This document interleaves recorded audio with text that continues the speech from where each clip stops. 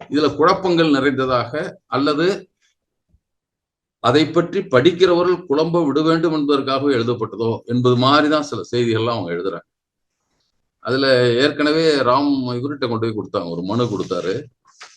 தோழர் திருமாவும் ரவிக்குமாரும் போய் இவரை போய் பார்த்து, ராம்தாஸ் அத்வாலேவை பார்த்து, ஏன்னா அவர் வந்து state minister for the states, இதுக்கு சோசியல் ஜஸ்டிஸ் அண்ட் எம்பவர்மெண்ட்டுக்கு அவர் இருக்காரு. அவர்கிட்ட போய் பார்க்குறாங்க.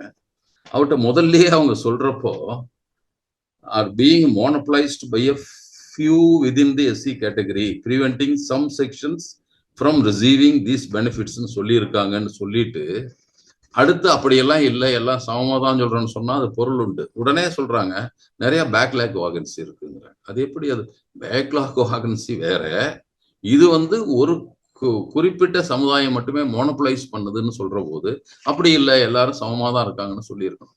அதை சொல்லாமல் இதுல வந்து அந்த மனுவை கொடுக்குறப்ப இது குழப்படிக்கிற இதாக தான் நான் பார்க்குறேன்.